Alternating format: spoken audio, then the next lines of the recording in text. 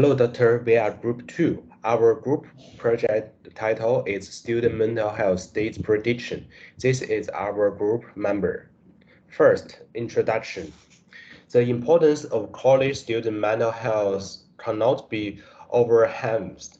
As students leave everything they know behind and enter college, they may experience emotional and mental stress. Students from different programs, ages, and years can experience mental breakdowns at some point in their lives.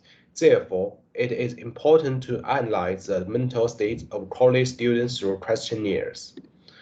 For the data description, the current dataset was collected through a Google Form survey of university students to examine their current academic status and mental health.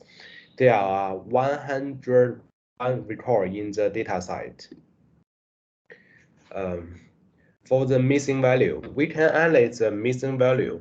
The following image shows the missing value in our dataset. There are 101 records in this dataset, and there is one missing value, which is located in the age variables. Next, variable description. For this dataset, we can first use SAS list table attribute function to view the type, length, format of each variable in this dataset. This image shows the variable description. By using SAS characterize data feature, we can characterize multiple variables in a dataset. For example, we select the what is your CGPA variables. Next, for the sample part. Data collected was saved in CSV format. The CSV file was imported and saved as a SAS file from data exploration. The produce on how to create a new project diagram, library, and data source and convert the CSV file as a SAS file is attached in Appendix. The data site collected was the site of student mental health survey with 101 records and 11 variables. This is the reclassification of the role and level of the variables. We select three target variables for this data set. Good evening, Dr. Low. So my name is Tanesh. I'm representing for bivariate analysis. So as you can see here, so based on the bivariate analysis that was done in SAS, so the results is for H by cost, the chi-square is about 282.2739, which is significantly really high. And the p-value is about 0.4842, which shows no significant association. Similar things goes to H by gender, H by year of study, H by CGPA, H by depression, H by panic attack, and H by treatment. So why have I chosen H? H is because this is the only nominal column on the data set. Okay, so and also we can see that H by anxiety has shown like moderate association by scoring the p-value of 0.2785. Yes. So moving on, so we can see that other bivariate analysis indicate weak to moderate association between the variables, and the chi-square may be less reliable when expected cell counts are below. So I've used phi coefficient, contingency coefficient, and Kramer's C to measure the strength of association in categorical variable. As we can see, close to none of the variables has a really strong association. And also, I have employed mental Hexel chi-square to control for co-founding variables effect. Okay. Hello, my name is Amar, and our group project title is Student Mental Health. So our dataset has 10 variables, and I am going to present to you about our univariate analysis. So for the first one for our variable is gender. Our survey primarily attracted female participants. The age range of our participants is predominantly 18 to 24 years old. For our second variable is age. The largest group of participants are 18 years old, consists of 32 participants, followed by 24 years old and 19 years old. The age group with the fewest participants is between 20 to 22 years old. So our next variable is courses. The most participants are from the Bachelor of Computer Science course, followed by Bachelor of Information Technology and Engineering courses. The courses with the least participants will be shown in the following graph in our report. So for our next variable is year of study. Our data reveals that year 1 students are the most frequent participants, followed by year 3 and year 2 students. And for our fifth variable is CGPA. The majority of participants fall within the CGPA range of 3 to 4 pointer. The least represented are those with a CGPA below 3 pointer. And then moving on to our next slide. Our next variable is marital status. So for marital status, the majority of the participants are not married and single. Only a smaller portion being married. So for our next variable is depression among participants. Most of the students who participated in the survey do not have depression. However, our assumption that those with depression are typically from the second year and above.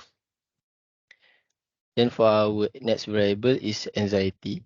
The pattern for anxiety is similar to that of depression. As you can see in the graph in the report, most of the participants do not have anxiety problems. It's important to note that anxiety is not the primary factor leading to depression among students. This is our assumption because some students might have anxiety, but they do not have depression. Then moving on to our next variable is panic attack. The majority of the students do not have experienced any panic attack. Only a small portion who have reported panic attack. This is coming from academic stress and deadline pressures. And then for our last variable is treatment. The majority of the students have not sought treatment for mental health issue. Only a small number of students have consulted a specialist for their depression problems. So our data set is coming from survey from University UIA. That's all from me. Thank you. Everyone, my name is Amar, and today I'm going to present about my part, data modification. So for data modification, after we have explored the data, we will need to modify the data in order to make it suitable for the model to run. This process is also known as data modification. As you can see in the figure shown in the slides, we classify each variable according to their data type, such as GPA is ordinal, courses is nominal, and depression is unary. So the next slide is the part where we clean and transform the data. And as for the transform part, I took a few examples from the report and show this to the slide. As for gender, I changed the female value from categorical to continuous value to 1. And for male, I changed from male to continuous value of 0. And the next one is for the courses. As you can see, the courses we classify into part by part. As you can see for engineering, we classify as STEM. Islamic study, we classify as Islamic studies. Bachelor of Information Technology, BIT, we classify into STEM. Laws into law, and mathematics are into STEM. And the next one is data cleaning and transform bit. Year of study. So for the year of study, the data is inconsistent. Some of the data has capital letter and some use small letter. So we normalize it by make it all use capital letters. So for the CGPA, we classify it into 5 classes. As you can see on the top right, the screenshot, as you can see, we classify into 5 classes of result. And then for the next slide is the graph of before and after. This is just a few sample I took from the report. As you can see, for courses, the graph is quite messy and inconsistent. And after we transform it we transform it and classify into a few classes, the frequency seems a bit tidy a bit. And then for the next example is year of study. As you can see, for the year of study, we only have until year 4, but in the graph it's shown we have 7 of years. It is because the data is inconsistent in capital letters and small letters. So after we modify and clean it, on the right, as you can see, it is tidy a bit and the graph is flowing just nice. And I think that is all from me. Thank you. So for the next part, I will be explaining about the measurement exported data. As we can see, the data set was exported in CSV format after cleaning, after transformation, and the roles of each variable were adjusted. And I've selected specialist treatment as the target variable that will be used for the prediction.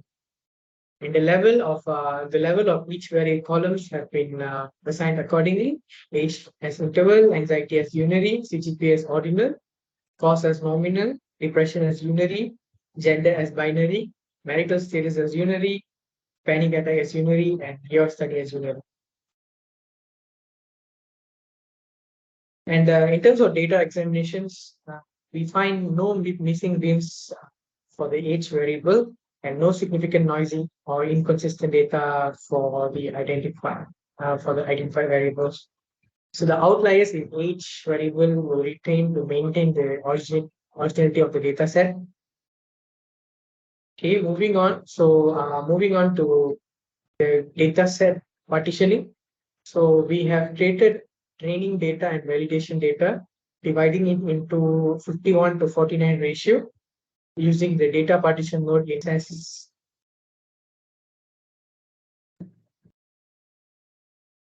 So as we can see here, this is the outcome of the partition summary report. So the number of observation which we had like 100 was split into 51 and 49. As one of the record was removed previously because of having an A value for age. Hello, doctor. My name is Mingyang Li. Now I will present my part, the data modeling. Data modeling. Predictive modeling is a process of using the known result to create, process, and validate a model that can be used to forecast future outcomes. In this project, we will train 2 predictive models to predict our target variables. The first model is decision tree, and the second model is logistics regression. First, decision tree. A decision tree is a type of supervised learning algorithm that is mostly used in classification problems. It works for both theoretical and continuous input and output variables. In this study, we have 101 rows of data. The decision tree predictive model was built with the trained data, and the statistical results are obtained as shown below. The figure shows the ranking matrix of these decision tree models. Next slide.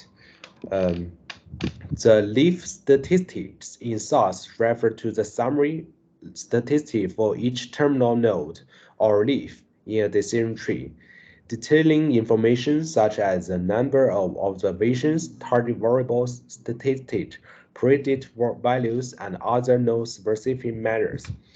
In this figure shows the leaf statistic of the decision tree and the tree leaf report. And this figure shows the fit statistic of the decision tree. Next model is logistics regression. Logistics regression is a statistical method for modeling a binary dependent variables. It is a predictive modeling technique used when the target variable is characteristical. It allows one to predict a discrete outcome from a set variable that may be continuous. This figure shows the ranking matrix of logistic regression models. And this figure shows the fit statistic of the logistic regression. We can see from the report, we can indicate that the model performed well on the training data but less well on the validation data. That's all. Thank you.